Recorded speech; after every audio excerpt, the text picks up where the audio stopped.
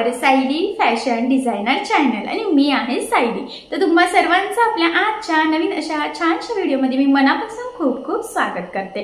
तर बघा मग ॲक्च्युअली आज मी तुम्हाला खूप ट्रेंडिंग अशी बाहीची डिझाइन सांगणार आहे आणि महत्त्वाचं म्हणजे ही जी काही बाही डिझाइन आहे त्याच्यामुळे आपल्या साडीला आणि ब्लाउजला खूप सुंदर असं लुक येणार आहे। कारण बऱ्याचदा आपल्याला बाही डिझाईन्स कशी बनवावी हे सुचत नाही आणि मग आपल्याला त्याच बाही डिझाईन्स बघून सुद्धा कंटाळा येतो किंवा आपल्याला असं वाटतं की बाही डिझाईनची म्हणजे डिझायनर बाही ब्लाउजला छान दिसणार नाही, पण ही बाही डिझाईनमुळे नक्कीच तुमचा ब्लाउज आणि साडी दोन्ही खूप सुंदर दिसेल। आणि महत्त्वाचं म्हणजे मी तुम्हाला याची कटिंग स्टिचिंग अगदी सोप्या पद्धतीने सांगणार आहे। म्हणजेच बाय चान्स जरी तुम्ही कुणी नवीन शिकत असाल तरी सुद्धा तुम्हाला आपला आजचा हा व्हिडिओ बघून अशी छानशी ट्रेंडिंग अशी बाही डिझाइन सहजच बनवता येईल। ठीक आहे, सो चला मग आता वेळ न घालवता आपण आपल्या आजच्या छानशा व्हिडिओला सुरुवात करूयात।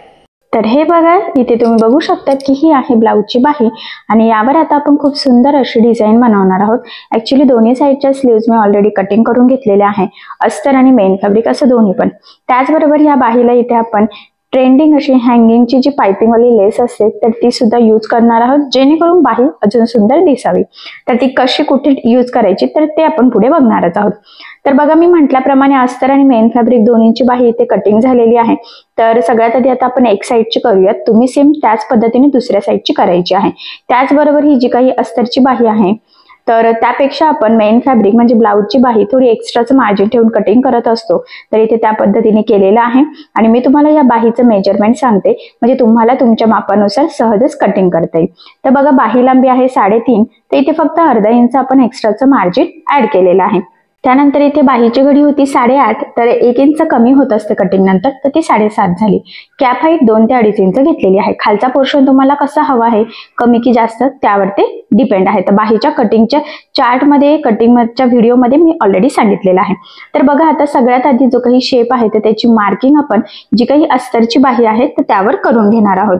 तर बघा, मग इथे काय करायचं आहे, खालून आपल्याला 1.5 इंचाला एक मार्किंग करायची आहे, त्याच्यावरती सुद्धा अर्धा इंचाला करून ठेवलेली आहे, म्हणजे आपला शेप कुठे कसा मॅच होतोय तर ते सहज लक्षात येईल। आणि या पद्धतीने गोलाकार शेप आपण देऊन घेतलेला आहे।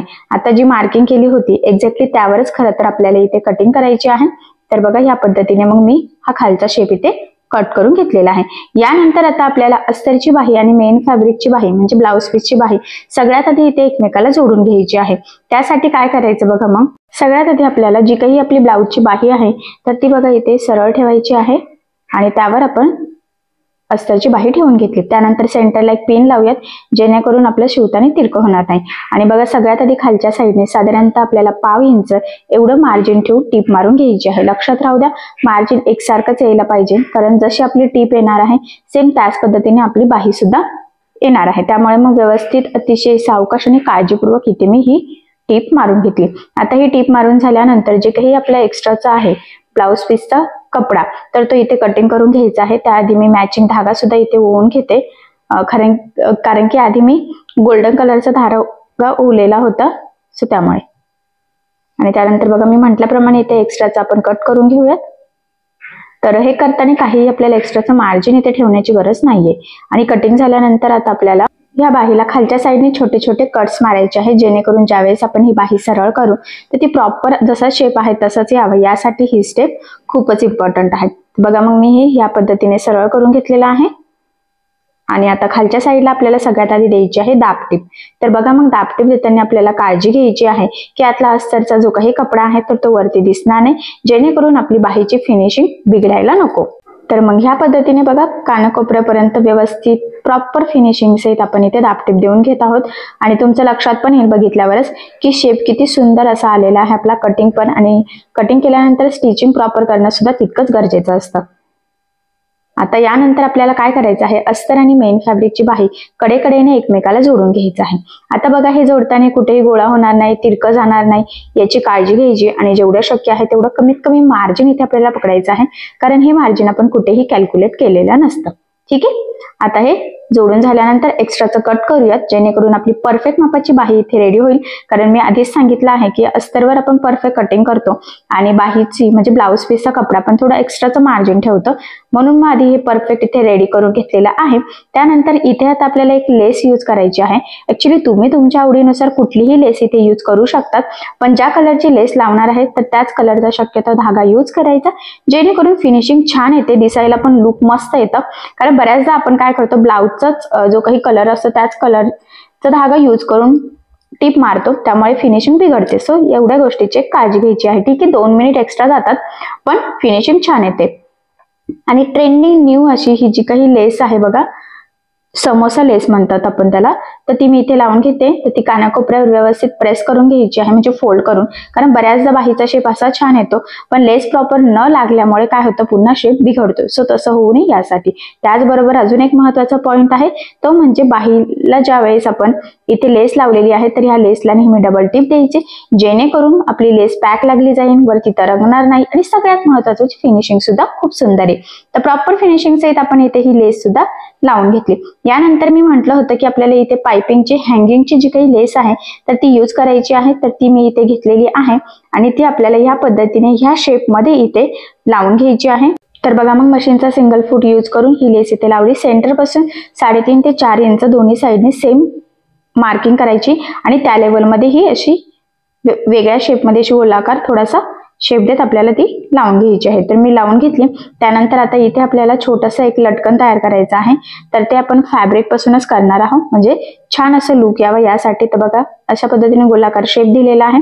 सिंपल त्रिकोणचं पण करू शकतात, पण असा गोलाकार शेप दिल्यावर लटकन अजूनच छान दिसतं. सो म्हणून मग मी ह्या पद्धतीने करत आहे. तर बघा, आता काय करायचं आहे, मेन फॅब्रिक जो आहे ना तर ते इथे आपल्याला सरळ ठेवायचं आहे. त्यावर अस्तरचा गोलाकार पार्ट ठेवला आणि जिथे गोलाकार शेप आहे ना तर तिथे 1/2 इंच एवढं मार्जिन ठेवून आपल्याला एक टिप मारून घ्यायची आहे. तर टिप टाकताना मॅचिंग धागा यूज करायचा आहे. ऍक्च्युली झालं काय की आपण गोल्डन कलरची लेस वगैरे लावली, त्यामुळे मी ते गोल्डन धागा उरलेला होता, पण आपण हे काही लटकन बनवतोय ना तर इथे आपण सरळ करून दाबटीप देणार आहोत, त्यामुळे मग मॅचिंग धागा यूज करणं तितकंच गरजेचं आहे. खालच्या साईडला टिप मारल्यानंतर साईडने सगळं कट करून घ्यायचं, खालच्या साईडचं सुद्धा, आणि ह्या गोलाकार शेपला आपण किंचितचे 1-2 कट्स मारूयात आणि मग ते सरळ करून गोलाकार शेपला आपल्याला इथे दाबटीप देऊन घ्यायची आहे. या पद्धतीने जर लटकन केलं तर खूप सुंदर असं फिनिशिंगचं इथे रेडी होतं आणि लुक सुद्धा खूप छान येतं. आता तिथे दाबटीप दिल्यानंतर कडेने सिंपल अशी एक टीप टाकून आपण ते जॉईन करूयात आणि जॉईन झाल्यानंतर जे काही एक्स्ट्राचा आहे ब्लाऊज पीसचा कपडा तर तो इथे कटिंग करून घेतला. आता ते ह्या पद्धतीने फोल्ड करून सिंपल टिप टाकायची आहे. स्टार्टिंग एंडिंगला लॉक करायचं आहे, जेणेकरून तिथून धागे निघणार नाही. आणि मग हे असं आपण सरळ करून घेऊयात बघा. ठीक आहे, आता हे व्यवस्थित प्रेस करत गोलाकार सरळ केल्यानंतर इथे आपल्याला ते मध्यभागी लावायचं आहे. त्याचबरोबर आपण हे सुई धाग्याने लावणार आहोत. गोल्डन कलरचे मणी सुद्धा इथे यूज करायचे आहे. तर मी इथे 4 पदरी दोरा मॅचिंग होऊन घेतलेला आहे. शक्यतो 4 पदरी घ्यायचा, म्हणजे 2 टाके टाकले तरी ते व्यवस्थित पॅक होतं.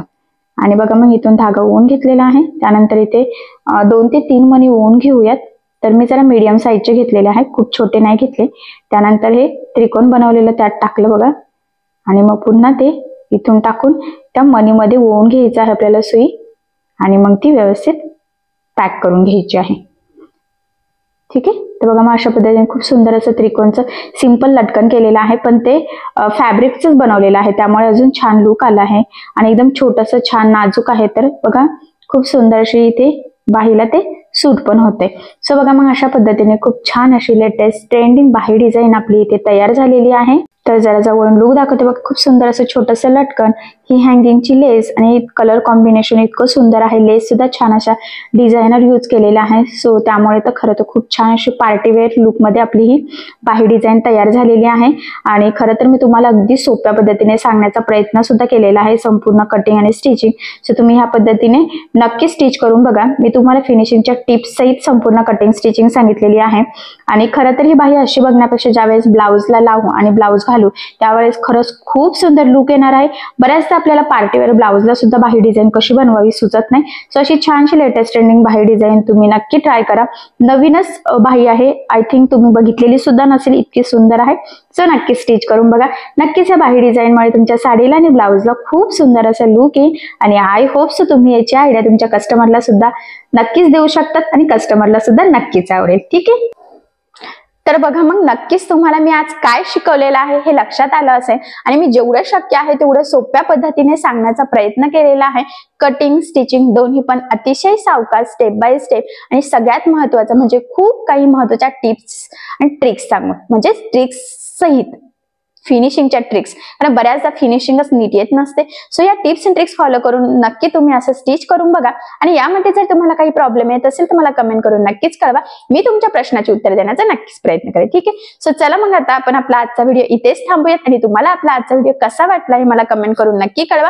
त्याचबरोबर आपला व्हिडिओ आवडला असेल व्हिडिओला लाईक करायला विसरू नका आणि असेच नवनवीन छानसे व्हिडिओज बघण्यासाठी आपल्या सायली फॅशन डिझायनर या चॅनलला लाईक करा, शेअर करा आणि सबस्क्राईब करायला विसरू नका. ठीक आहे. आणि ज्यावेळेस तुम्ही सबस्क्राईब कराल त्यावेळेस त्यासमोरील बेल आयकॉन ही नक्की प्रेस करा, जेणेकरून ज्यावेळेस मी नवीन व्हिडिओज टाकेन तर त्याचं नोटिफिकेशन तुम्हाला तुमच्या मोबाईलवर येईल. ठीक आहे. सो चला मग भेटूया पुन्हा नवीन अशा छानशा व्हिडिओमध्ये. तोपर्यंत टेक केअर, काळजी घ्या आणि आपला आजचा व्हिडिओ शेवटपर्यंत पूर्ण बघितल्याबद्दल thank you so much. Bye bye.